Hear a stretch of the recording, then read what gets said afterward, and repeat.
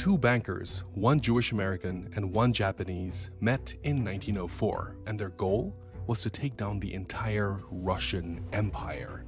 And just 18 months later, Russia had actually surrendered. Japan had won, and that Jewish banker, well, he got his sweet retribution.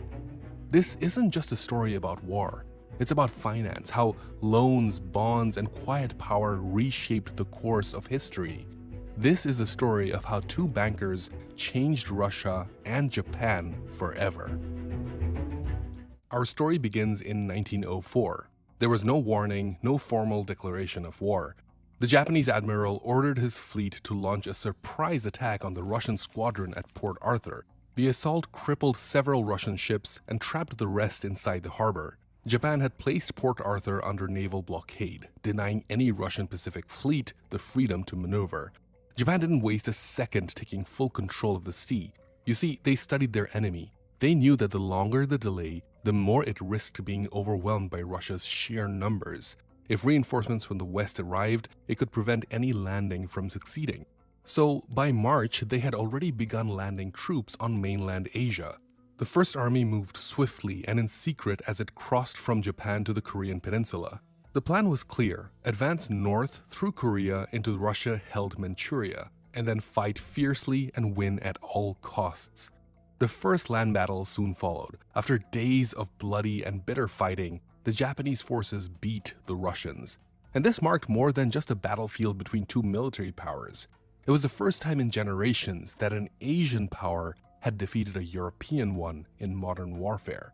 But you see, this was just the beginning, because both nations now mobilized their full strength. The war would not be quick. Each side prepared for a long and costly struggle that would decide control of East Asia. The Japanese dug in and fortified their positions, and meanwhile, the Russians were constrained by logistical nightmares. The single-track Trans-Siberian Railway was the only means of transporting troops and supplies to its far east, but eventually they would arrive, and Japan couldn't afford to lose its window of opportunity, and they had to act immediately. Now, while much has been written about the tactics and battles of the Russo-Japanese War, it was finance that ultimately shaped its outcome. You see, behind the scenes, Japan's ability to wage war depended not just on its armies or fleets, it depended on its financial systems. At the center of that system stood the Bank of Japan. The Bank of Japan had already played a key role in Japan's rapid modernization. In just a few decades, it helped the country transform from a feudal aristocracy to an industrial powerhouse. Though officially a private institution, it operated under government control. In 1883, it was granted a monopoly over the country's money supply. Its structure and rules were modeled on British banking practices. In 1885, it issued Japan's first national banknotes, and just 2 years later, Japan adopted the gold standard. Now, this was a rapid transformation, and it allowed Japanese financial transactions to be recognized globally, and enabled the country to borrow money from international markets. These reforms laid the groundwork for Japan to finance a modern war. Without strong monetary control and access to global credit, Japan's campaigns across the land and the sea would have faltered. But in this war, the Bank of Japan would have the chance to show its true power. And the person leading the charge was none other than Takahashi Korekiyo, one of Japan's most accomplished financial minds at the time. Japan's war was going well militarily, but financially it was hanging on by a thread. Takahashi was touring the world looking to finance this war in any way he could, but all he found were closed doors. You see, from a very young age, Takahashi Korekiyo had prepared himself for success. He studied English extensively and even spent time in the United States to improve his fluency.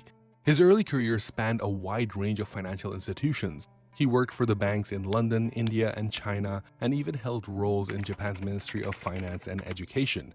At one point, he left Japan entirely to manage a silver mining venture in Peru.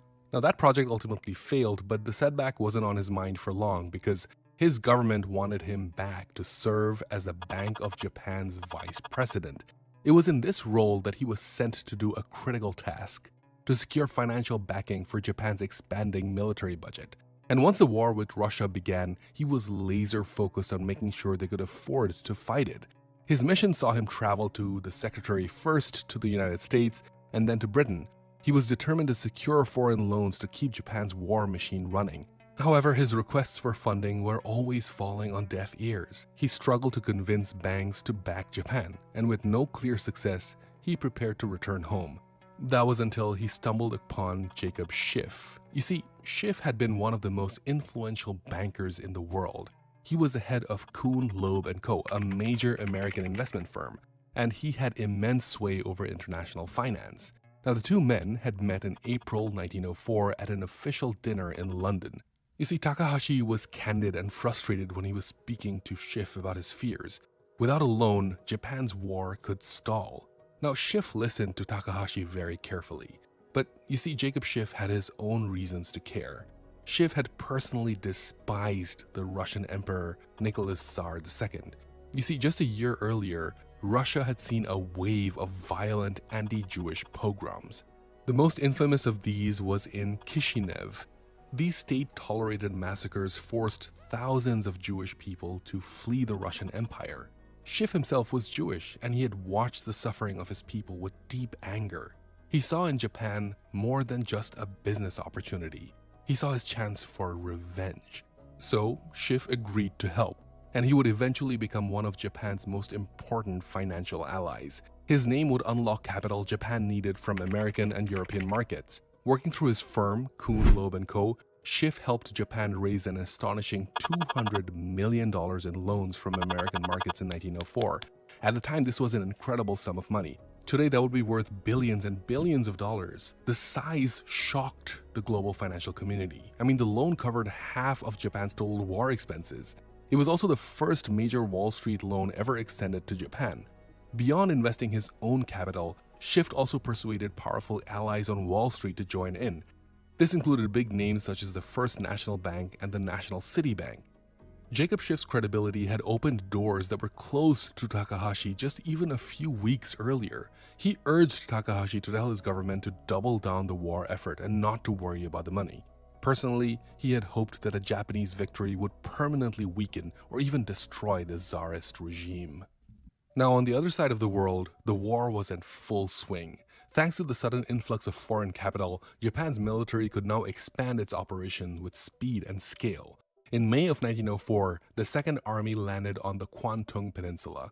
The force vastly outnumbered the Russians stationed to defend the narrow corridor. They stormed the fortified Russian positions and secured a major victory at the Battle of Nanshan. The win cut off Port Arthur from the rest of the Russian forces in Manchuria. Around the same time, two more Japanese divisions landed on the eastern coast of Korea, forming the Third Army. They marched southward with orders to capture Port Arthur. The other division soon followed, forming the Fourth Army. It landed further up the Manchurian coast to press the advantage. Now the Japanese had aimed to coordinate a multi-pronged assault with overwhelming manpower and momentum. And by late May, the vastly larger Japanese force circled Port Arthur. This siege would become a very significant moment in the war. You see, while Japan surged ahead with the new funding and military gains, Russia was struggling under the weight of financial exhaustion. Even before the war began, the empire's economy had been in trouble. By the end of 1902, Russia's balanced budget had already begun to collapse. The tax system was already stretched to its limit, and the treasury faced a pretty deep crisis. When the war came, Russia had very few options. They could either print money and risk inflation or turn to foreign markets for loans on high interest. I mean, neither seemed feasible. As the conflict dragged on, Russia's military setbacks mirrored its financial ones. In 1905, Port Arthur finally lost after a long and costly siege.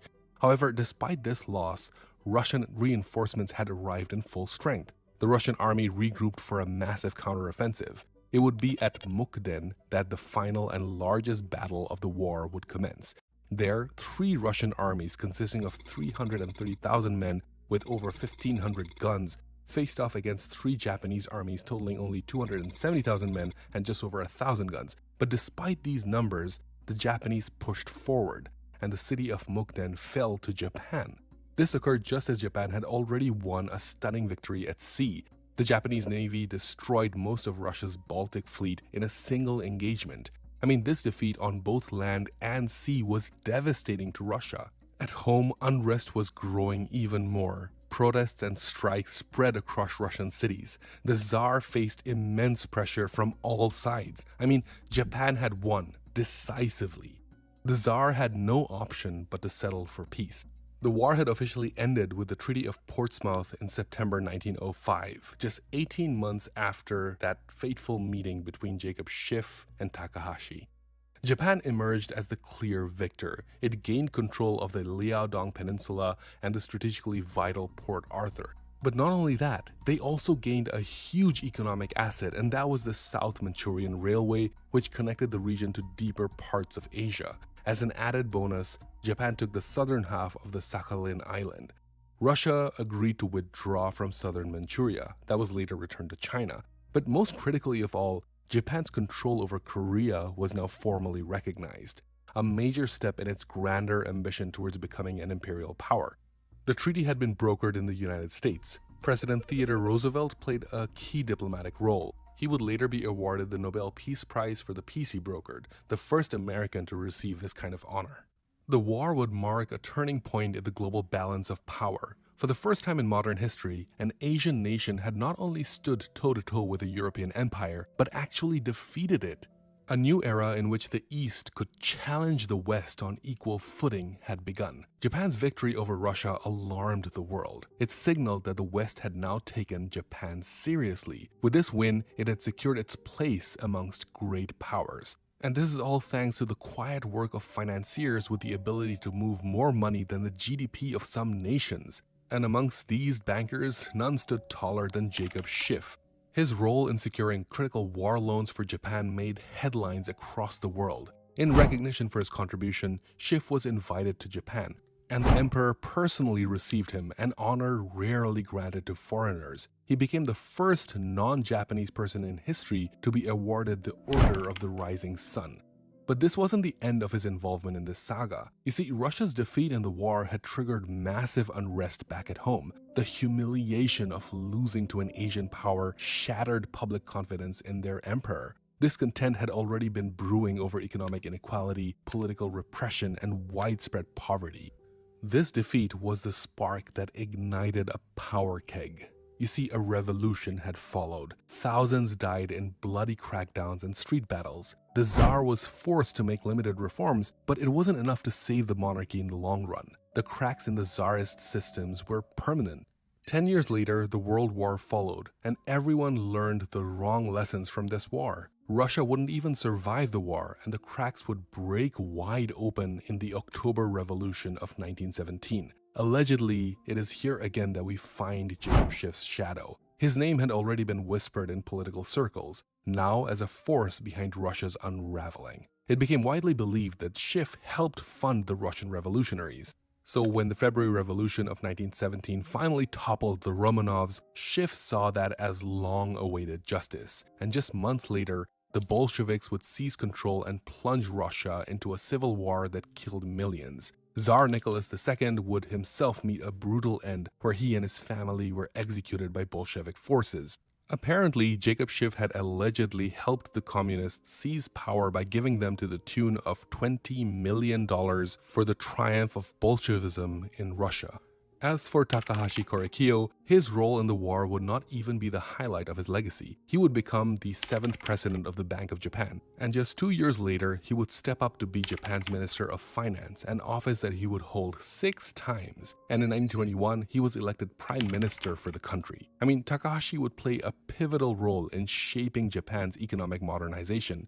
His bold and unorthodox policies would later go on to help the nation to quickly recover from the Great Depression. Amongst economic circles, his approach to public spending and monetary easing had earned him a reputation as Keynes before Keynes. Now, Takahashi's legacy would end with some tragedy. His outspoken resistance to Japanese imperialism abroad and refusal to bow to the military's demands would make him a pretty big target. In February 1936, Takahashi would be assassinated by right-wing officers determined to seize control of Japan's future. His death would mark the end of Japan's experimentation with democracy and the beginning of its descent into fascism. 2 unlikely bankers, one Japanese and one Jewish American, came to reshape the balance of global power, an endeavor not done with bullets or bayonets, but with gold, bonds, and an understanding that wars are not won on the battlefield, but in the quiet corners of finance. As it turns out, the fate of even empires can hang on something as simple as a signature on a check. It's wild when you think about it that behind Japan's stunning victory over Russia, its rise to great power, and even the fall of the Tsar, stood financiers who most people had never even heard of. While generals make headlines, it was two bankers and a chance meeting who quietly tilted the world order. Now, if you've made it this far, drop a $sign in the comments and let me know what you think about this war. How do you think that history would have turned out differently if these two people had never met? Also, who do you think is more important in wars, the army generals or the bankers? Also, do subscribe to the channel if you haven't already and like the video. And also, if you haven't already, check out this video that I made about the Wallenbergs. It's very interesting. I think you'll really enjoy it. Thanks so much for watching, and always remember, real power is often invisible.